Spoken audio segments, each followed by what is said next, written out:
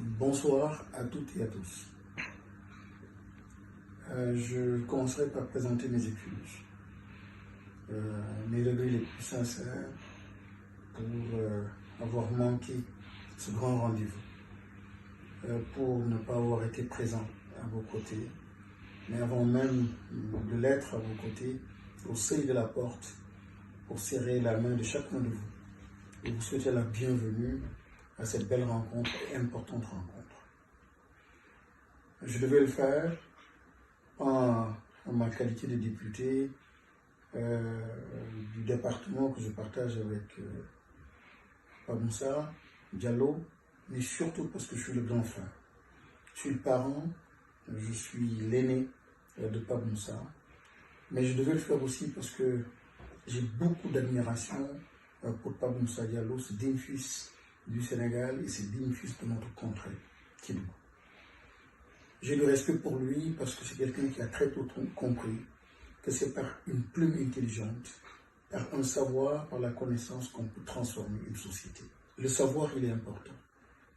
Et comme il le disait dans Le Périple solaire, un des romans que j'ai eu l'honneur de préfacer, un roman d'ailleurs de Pape Moussa, un des titres dans ce roman a été « Écrire pour exister ». Pape Moussa va donc beaucoup plus loin que le journalisme, qui a été sa première activité. Une activité qui lui a permis de mettre la lumière sur des réalités cachées, vécues à Kédougou, dans un contexte de mutation, avec une économie minière qui se développe, avec une transformation sociale très profonde, des mutations qui ont bouleversé pas mal de choses à Kédougou.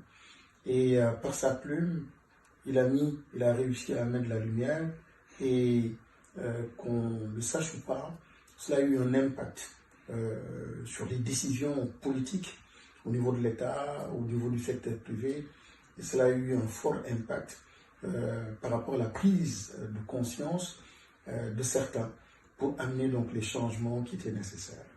Mais il va beaucoup plus loin, comme je disais tout à l'heure, il a décidé tout simplement de lire son environnement, de lire et de transmettre les lectures donc, qui a été faites de son environnement, de lire son monde et de transmettre ce qu'il a lu.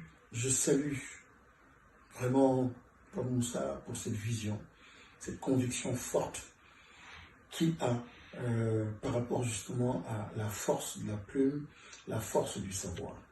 Et bravo, parce que ça n'a pas dû être facile. Kédougou, nous n'avons pas de moyens, pas de ressources financières, pas de ressources au plan relationnel, au plan matériel.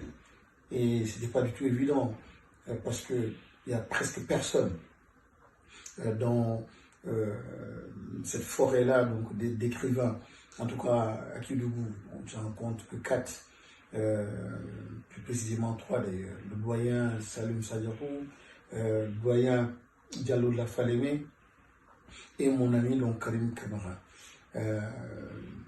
Pape Moussa, donc Papis, qui a été celui-là, le 4e, tout jeune, qui s'érige, est en train de s'élever en baobab dans cette forêt-là. Et donc on aurait en fait toute une région qui a beaucoup de penseurs certainement, mais qui n'a pas assez de penseurs qui écrivent. Et lorsqu'on n'écrit pas, on n'existe pas. Et là, vous êtes en train justement de former, d'inspirer une nouvelle génération.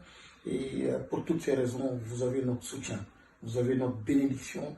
Nous sommes à vos côtés. Puisse Dieu